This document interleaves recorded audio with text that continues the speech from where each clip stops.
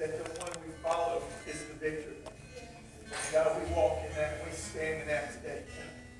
In your name I pray. Amen. Kids, you can be dismissed. Adults, you can be seated this morning.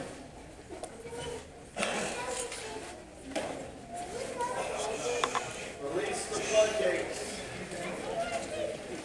God bless you, Rick. And your children, you can take care.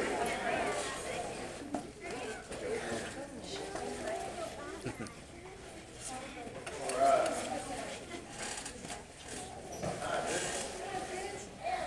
Good time.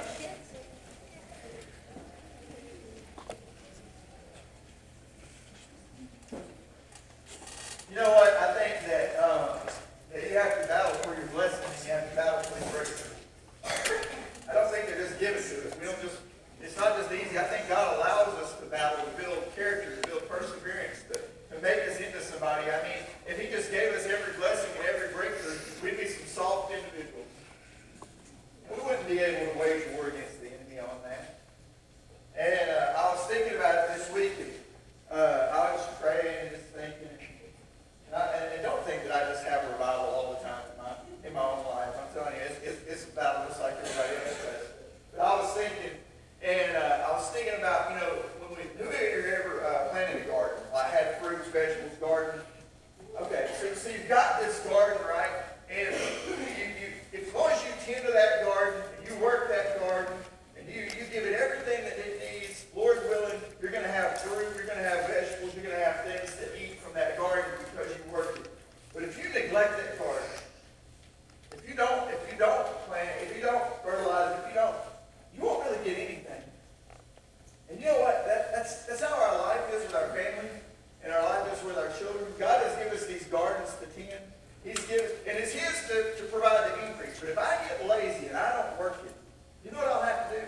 I'll have to eat the fruit of whatever my field produces. In other words, if my children don't turn out the way they're supposed to because I neglected them and I didn't raise them, I let them raise themselves, you know what I'll have to do? I'll have to eat the thorns and thistle when I could have been eating the bounty of what God blessed me with. Now, there's only so much that we can do. Don't get me wrong. God is the provider of the harvest. And He's going to provide whatever He provides. But you know what? I'm not going to eat something that I didn't take care of. And then walk around like, oh, it's not my fault. But I sat inside and I should have been out working the field. You know, like when your kids are doing their own thing and you're just not involved and you don't know about their life and you don't pray with them, you don't spend time with them, you don't do anything. You just let that field just grow however you want it to. I'm telling you, it don't take a garden long before them weeds overwhelm everything.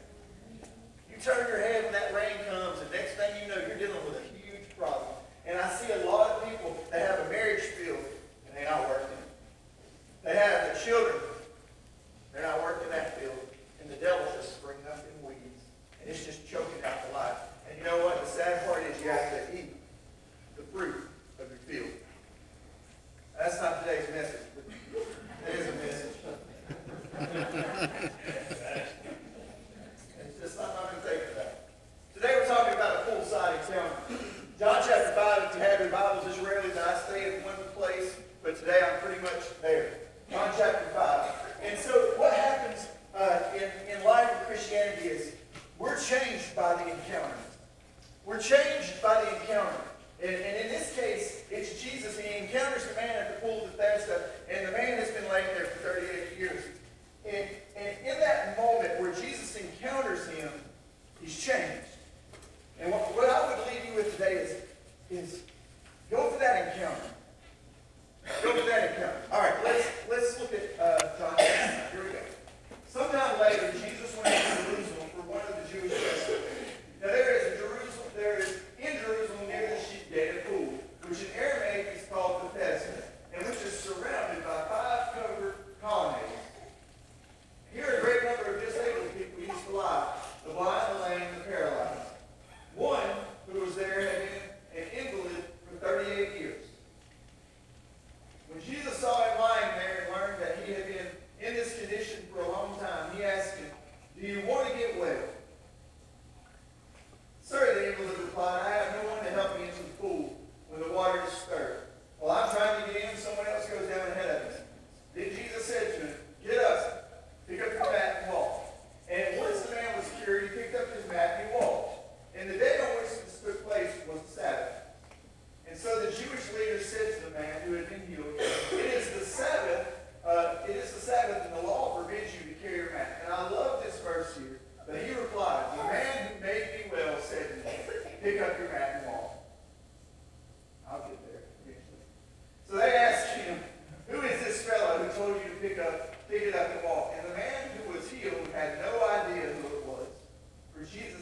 away into the crowd that was there. Later, Jesus found him at the temple and said to him, "See, you are well again. Stop sinning, or something worse may happen to you." And the man went away and told the Jewish leaders that it was Jesus who had made him well. Now, I love it because it's a very simple question that Jesus comes up to him and asks. He says, "Do you want to be healed? Do you want to be healed?" Sometimes I think Jesus is asking us that question. And we're like, no, we want to complain. No, we want to doubt. And Jesus had a simple question for the man. And I love it because he says, "Do you want to be healed?" And it's a simple question with really only two possible answers. Yes or no. There wasn't any gray in there. There wasn't, no, explain to me this, explain to that. It was, do you want to be healed? And the man has been by the pool for 38 years. Can you imagine? 38 years of doing the exact same thing day after day. Some of you say, well, I kind of do that now. But 38 years of doing the exact same thing day after day, with 38 years of disappointment and 38 years of failing to get into the pool. And you would think when Jesus asked me, he said, "Do you want to be healed?" And the man would be like, "Yes, yes, finally, yes, I want to be healed." You would think he would be overwhelmed. Yet the guy actually starts giving reasons that he can't be healed. And I wonder if Jesus just looked at him and was like, wait. I didn't ask that. I didn't ask it. And have you ever been praying for something, you feel like God's giving you an answer, and you start giving excuses. But Lord, they say I'm not this. But Lord, they say I can't be this. But Lord, they said no to me. But Lord, there's no way I can do this. And he's saying, "Do you want to be healed?" Because it's really simple. Yes or no? It's like his excuses are preventing his remedy. His excuses are preventing his remedy. Have you ever been praying for something, seeking the Lord on the issue, and then thought something that may have been from God and been like, "Oh, I can't do that." And also you're like, "Lord, use me, show me, God, help me, Lord, show me what I need to do." And he says, "Okay, go over here and do this." "Oh, no, I can't do that." Or you start saying, "God, use me, and then people start asking you to volunteer for stuff. "Hey, you do that?" No, that's not my gift, brother. I asked somebody one time something very simple. I said, "Hey, man," I said, "you're here on Wednesday nights." And I said, would you run the sound?" And they said, "I'll pray about it." And I thought, what is there to pray about? Your seat's here or it's there? It's here or it's there. They don't go here anymore or anything. I wouldn't tell that story. But what I'm saying is, I'm like, there's some things you don't have to pray about. You're sitting there and you're saying, "God, use me." You don't get to pick how he uses you. And it's that same old question. It's like, do you want to be healed? Maybe. That's kind of what it's like. And the whole time God is saying, this is the one thing that you need to do. Now, you can't make excuses for what you want now based on what's happening in the past. I can't get married, Lord, because my first marriage ended in divorce. And I can't serve in that area, Lord, because once I got my feelings hurt over there. And I can't do this, or I can't do that because and God is saying, what? Don't you want to be healed? And the whole time that he's asking you, do you want to be healed, you're catching a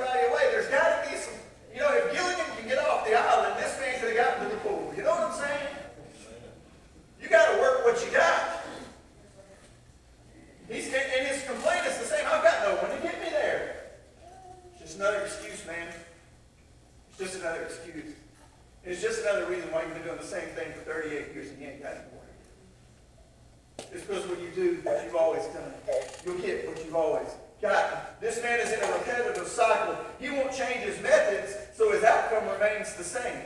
So you can hope for change, but eventually you have to change your behaviors. How many of us have things in our life we wish were different, but if we are honest, we're not willing to do the things necessary to change them? We know we should eat less and exercise more, but we never change our behavior, and then we complain about the extra pounds. It's like we know that there's a better way, but we're not willing to do what it takes. And this man's been by the pool for 38 years, and he doesn't change his plan, and he still doesn't get his healing, and he acts almost like he's surprised. Or we say, we want to know the Lord deeper. Oh, Pastor, I really want to know the Lord deeper. Sure your Bible this week? No, I don't really get around to that. I was too busy. Yeah, I want to know the Lord deeper. We don't set aside a time to pray and read our Bible, and we never clear out a portion of our schedule to seek and know Him. We don't make room for Him, and then we wonder why we can't know Him deeper.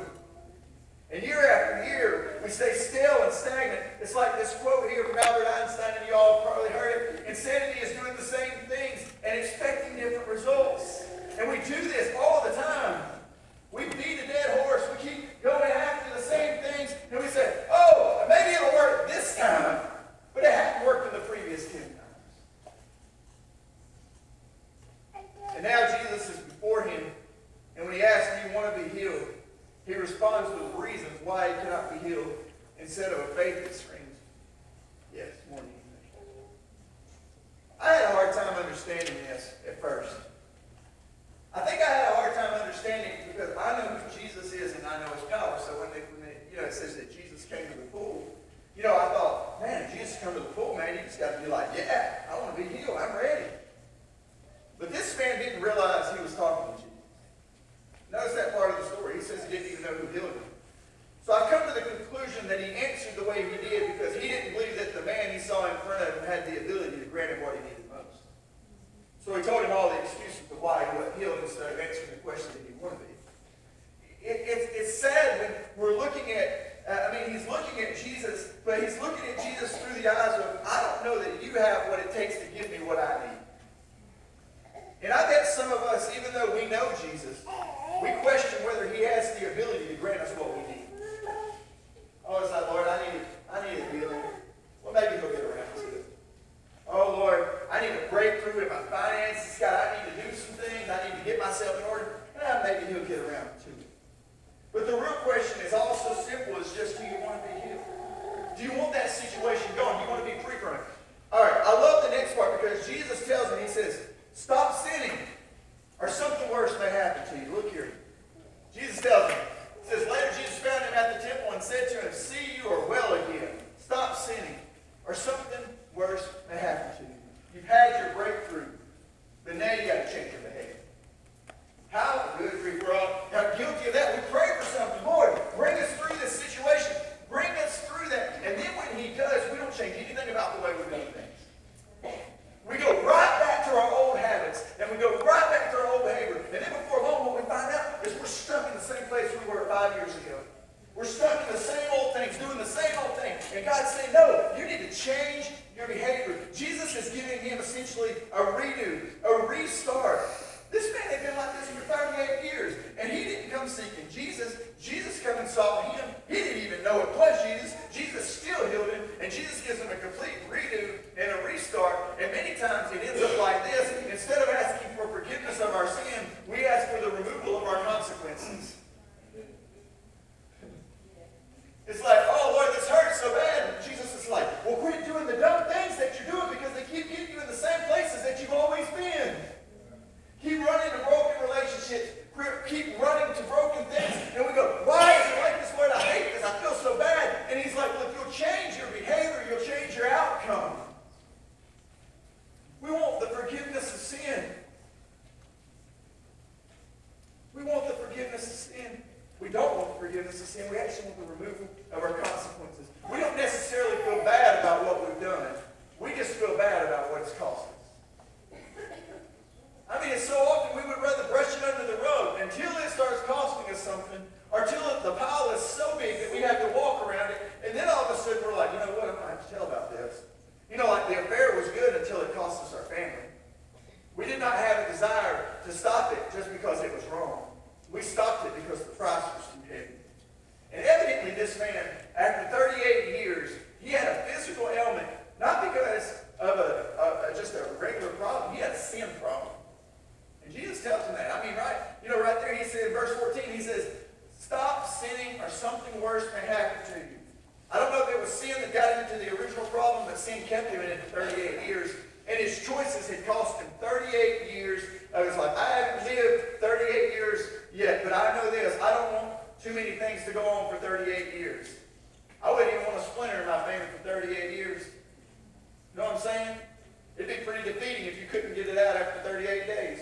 It'd be pretty defeating if you couldn't get it out after 38 hours. But here this man is laid as an invalid for that time. Jesus heals him, and then he warns him. And I wonder sometimes when Jesus is granting our prayers, and he's fulfilling our needs, and he's meeting us right where we're at, if he's giving them to us, and he said, but you can't keep doing the same things that you're doing.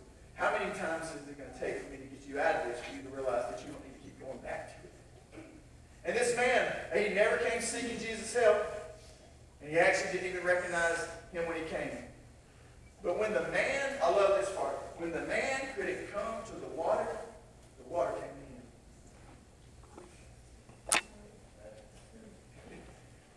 He didn't have it in him.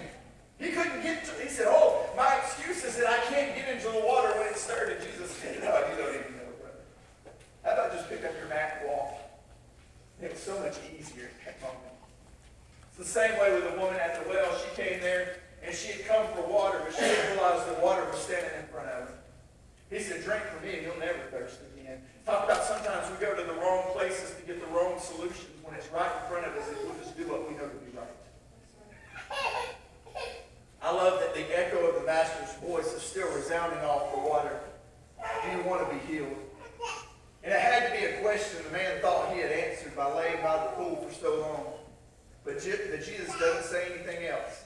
It's almost like Jesus is saying this. You know what? I don't want the doctor report, man. I don't need to know that they've given you 6 months to live. I don't want you to Google your symptoms. WebMD, I don't care about that. I don't want to hear what the doctor said. I simply came to ask you, do you want to be healed? Would you just forget about the other things and deal with it? And the man should have started screaming, yes, I want to be healed. But you know what happened? His illness became his identity. His illness became his identity. When you've been walking in something so long, it no longer is something that's happening to you. It's something that becomes you. And for 38 years, he had served his sickness. What do people say? There's the invalid. There's the invalid. Or here's a blind man. Here's the one with the issue with blood.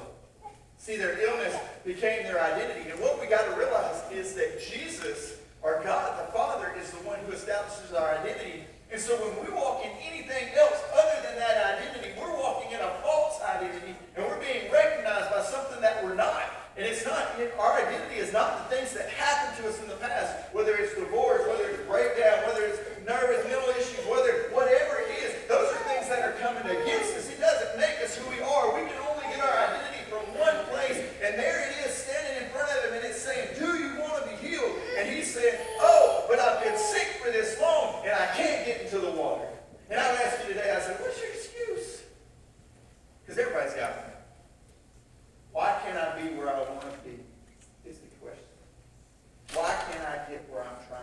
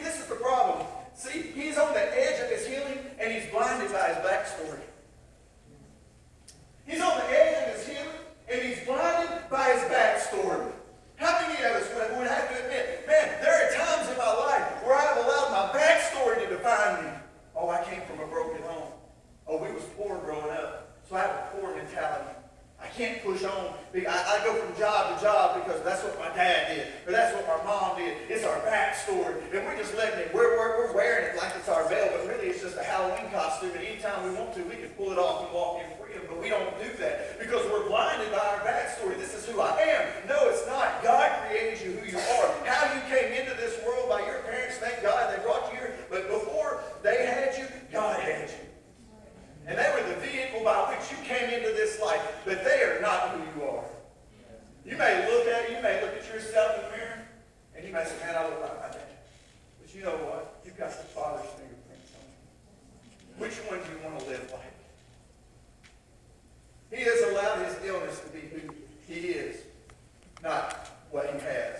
We know all the things we've done, the mistakes we've made, our fears and our failures, and we allow them to keep us from serving, from salvation, and from freedom. Oh, he can never use me. I'm a drunk. Oh, he can never use me. I've had 3 wives. Oh, he can never use me. I can't hold down a job. But you can't move forward to your next chapter if you're constantly reliving your backstory. How am I going to get to the end of the book if I can't get past the first chapter? Quit being defined by what's happened to you and start being defined by what's happening in you. See what I'm saying? I don't have to remember yesterday's problems to walk in today's freedom. Because today is all about it. He said, worry about today. Tomorrow's got enough worry of its own. Don't even worry about it. You know, don't be dreading Monday when you're sitting in service on Sunday. Just enjoy what you're doing. We know all the things that we've done, the mistakes we've made, our fears and our failures. We can't let them keep us from going to the next place. You know, when you came to Jesus, you left your old life behind.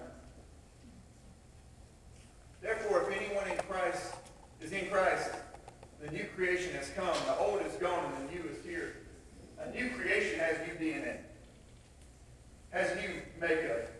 So you shouldn't be looking like that old man if you come to the new man.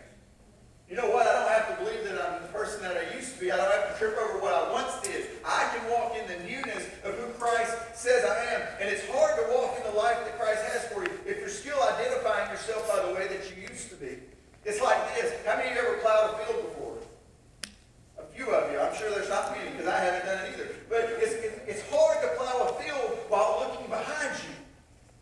It's almost impossible. Why? You want them rows straight, don't you? So you have to fixate your eyes on a place down the field.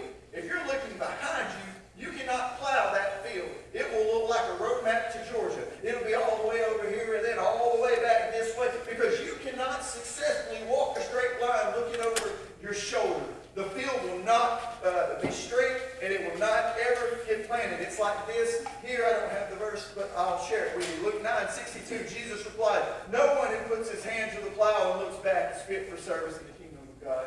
You can't look over your shoulder at what you used to be if you're going to be successful in what he's saying you are now. You got a new identity. You know what? We're not meant to live life looking back. Jesus is warning this man at the pool that day to press on, to stop sinning, or more tragedy is going to befall you. And Jesus, you look at him and say, man, Jesus is kind of threatening. He wasn't threatening. He was warning. Because the wages of sin is death. It was just a warning. It was like, don't touch that, it's hot. You didn't think, oh, I'm going to make something happen to you. No, it's not what he's saying. He's just saying the natural repercussions of bad decisions is bad outcome. I mean, if I go out and do things that are not right, the natural repercussions are bad things. And so, how many of you this morning, if we were to confess, would say, I have trouble moving forward because I'm blinded by my backstory. But God is about to show him what has been clinging to him, it actually does not define him. And it's amazing how someone has served something for 38 years being handicapped. And in one short moment, Jesus redefines him and gives him purpose. See, at the moment Jesus told him, take up your mat and walk, he could no longer be the handicapped beggar waiting for someone to get him in the pool. When Jesus redefined him, he touched him and he said, get up and here, take up your mat and walk. See, when we have an encounter with Jesus, we're no longer identified by our illness, we're actually recognized by our association. What does that mean? We're no longer identified by our illness. We're actually recognized by our association. Look here, Acts 4:13. When they saw the courage of Peter and John and realized that they were unschooled, ordinary men, they were astonished. and took note that these men had been with Jesus. See, I'm characterized now going forward by who I associate with. Peter and John had been fishermen. Then Peter had denied Jesus, but now he's recognized by his association. You know what I love about Jesus with all this? Is he qualifies you before you're called. When you were born, you were not just thrown into the air and something magical just happened in a few. You were delicately designed. And when you create something, you don't create it without creating a purpose for it. Its purpose comes before its creation, not vice versa. So all this idea of, well, I can't do that for the Lord. Yes, you can. You have it already in you. You may not have set it up yet. You may not be living it. But you don't create something with no purpose.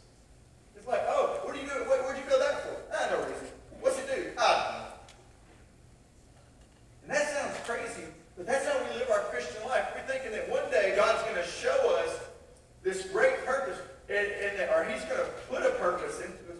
But what's actually happened is before you were born, he thought of a purpose, and then he created you especially for that. That's why I have a gift and a talent. You have a gift and a talent. You have a gift and a talent. And they're not the same, but we're all created for a purpose to bring honor to God.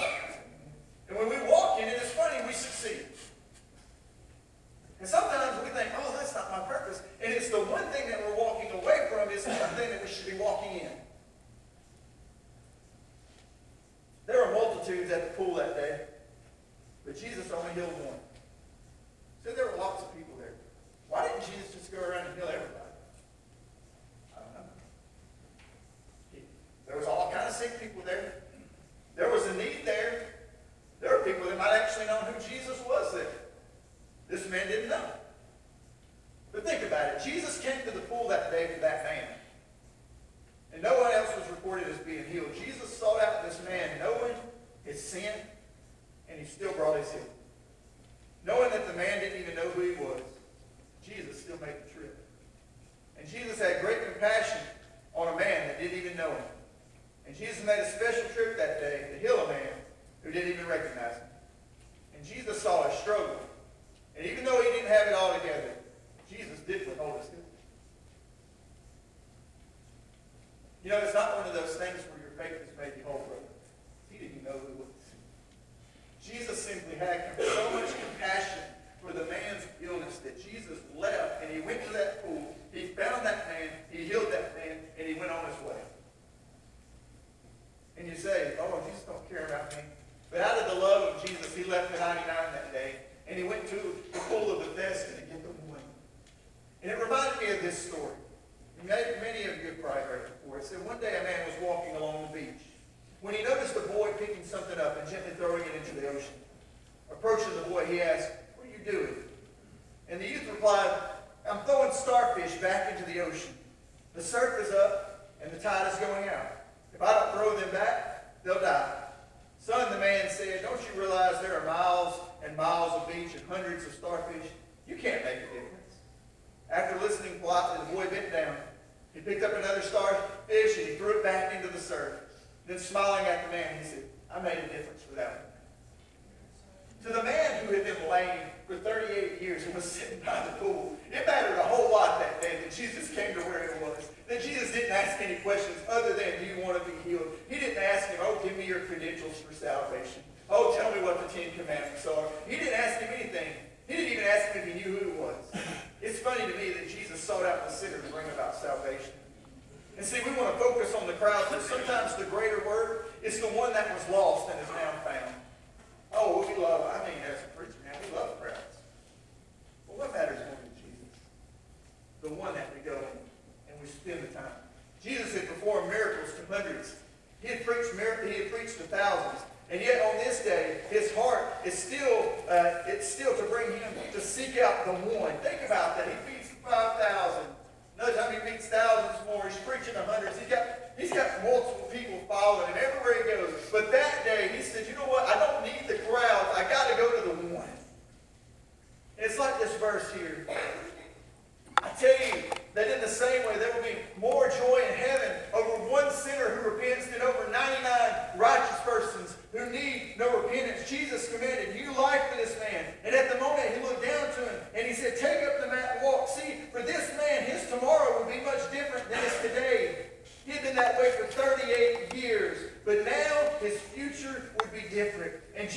understood the importance of one. I can make a difference in one. I'm going out of my way because this man has been lost for 38 years.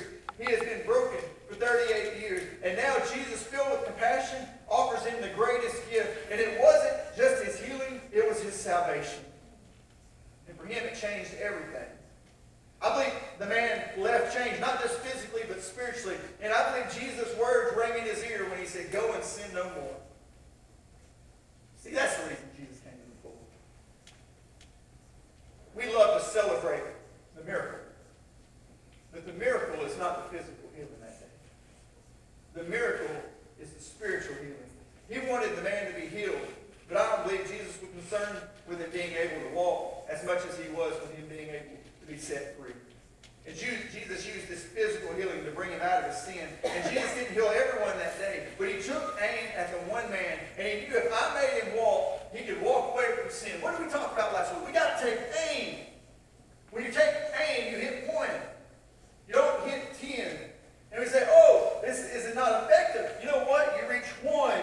They reach one. They reach one. But if I stay home and I'm defeated because I've laid by the pool for 38 years and I've ignored my healing, I don't reach any. So I can't worry about my ineffectiveness. I have to use the effectiveness that I do have to reach the one. What would happen today if you took aim at one? What happened if you quit thinking you were insignificant because you can't reach the hundreds and simply took focus to impact, to change one? Jesus never even focused on anyone else at the pool that day. He simply came for the one. Look here. The day on which this took place was the Sabbath. And so the Jewish leaders said to the man who had been healed, "It is the Sabbath. The law forbids you to carry your mat." But he replied, "The man who made me well said to me, 'Pick up your mat and walk.'" So they asked him, "Who is this fellow who told you to pick it up and walk?" And the man who was healed had no idea who it was, for Jesus had slipped into the crowd that was there. See, it's easy to forget your focus. Think about that. I've seen many times when we get our focus on making something at church better, not just here, but other churches I've been to. A new program, a remodel, a building project, that in the middle of our exhausted efforts, we lose sight of lose our sight of what we began in the first place. It started out as a good thing. We're all in this. We're beginning this because we want to reach people. We want to grow this place because God wants to do something great. And after a while, the next thing you know, you're like, "Man, I hate this color gray. I hate this color blue. Oh, I wish we would have put up this light. I wish we would have done this thing. Why do we start at 9:30 when we used to start at 10? Why do we start?" And the whole time we get our focus off. And when our focus is off, you can't hit where you're aiming. All of a sudden you're arguing over things that don't matter. Have you ever been in an argument like that in your marriage? There's sometimes you just have to throw up your arms and go, "What are we even talking about anymore? How did we even get here?" This is not what we were aiming at. The Jewish leaders this day, they were so busy trying to do the right thing that they missed the one thing. And it was standing right in front of them. Can I show you the impact of focusing on the one?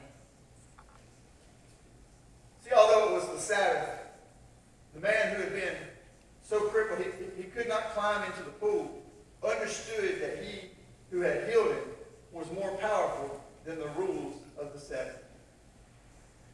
So he said, "You know what? I know I'm not supposed to pick up my mat. I know I shouldn't be carrying it. But you know what? Today I'm going to run with it. Because the one who told me to pick it up, he healed me and he touched me. Now I have done nothing more." The Jewish leaders could have took him to the pool. They could have put him in the water. They're supposed to be leading change. They're supposed to be ministering to the people. They're supposed to care about the things that God cares about. Yet the sheep is out there and nobody's going to him. And for 38 years he's laid there and he looks at me and he says, "You know what? Be mad if you want to. Punish me if you want to. But the one who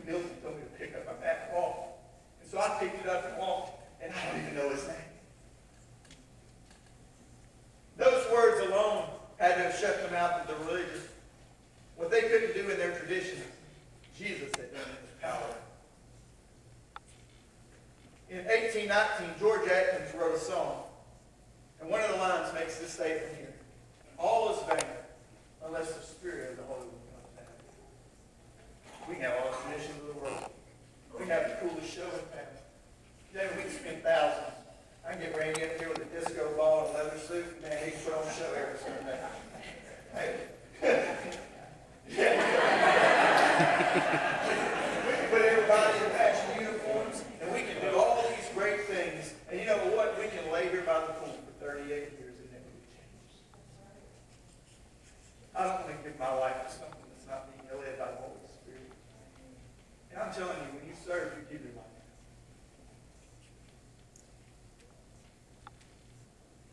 There's not a moment of the day that is not spent thinking about you guys. It's not thinking about what the Lord wants to do. It's not thinking, hey, am I doing the right things?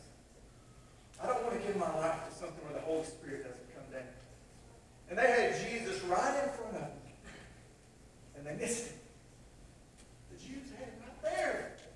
Here's their long-awaited Messiah. And they still don't believe he's came. And we have the Holy Spirit today right in front of us. But if we allow our traditions to blind our focus, we'll miss him too. It's easy to focus on so many things that we miss the one thing. We want the church to be clean. Amen. We want the music to be balanced. Amen. We want our children to be entertained. Amen. And all those things are good, except when we allow them to become the main thing. You know what? If you want to turn your house upside down, let your focus be on your children and never on your spouse. And you'll ruin your home. Let the children become more important than your spouse, who you're supposed to be one with, and you'll ruin your home. And you'll ruin your children because they won't know the right way to act. They won't know the right order. And then, I love this because Jesus told them, he says, the greatest commandment is this: love the Lord your God with all your heart, with all your soul, with all your mind, and all your strength. And all these other things that you do, sure, they're good things, but they're not the one thing. Why don't we get back to the one thing? The one thing came to the pool. And when he came to the pool, he changed everything. Randy, would you come this morning? Team, would you come? I'm asking you this question. If Jesus were here this morning and he asked you, and he said, do you want to be healed? Would you give him excuses and all the reasons you hadn't been healed before? Or would you simply take up your mat and walk? If he asked you and he said, you want to be healed? That's not good.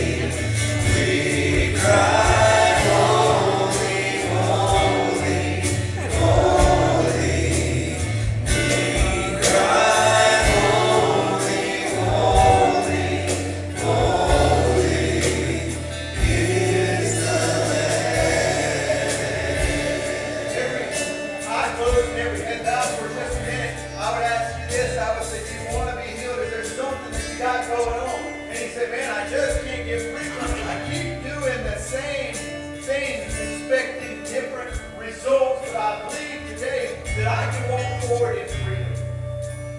I'm going to leave the altar open for just another minute for those that may be just clinging to the chair for just a little bit longer, saying, I just don't know, Pastor, I'm a little uncomfortable with this. But I'm telling you, you can find freedom this morning. So as they sing it one more time, but you can say, Lord, whatever you want, I want what you want, and I want to pick up my mat, and I want to walk today in new life and new purpose.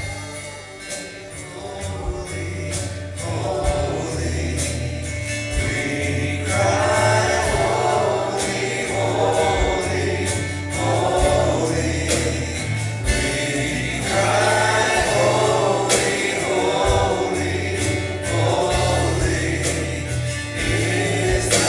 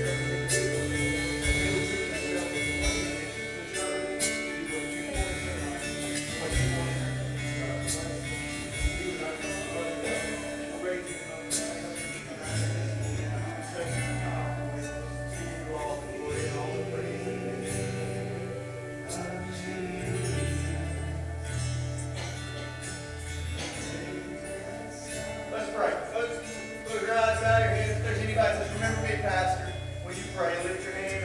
I won't call you out. I just want to pray for you. Yeah. Lord, we love you and we thank you for today. And we come, Lord, and with an expectation, and I believe that you will, God. I thank you for that, God. I thank you for this story that we can look at and we can apply it to our life.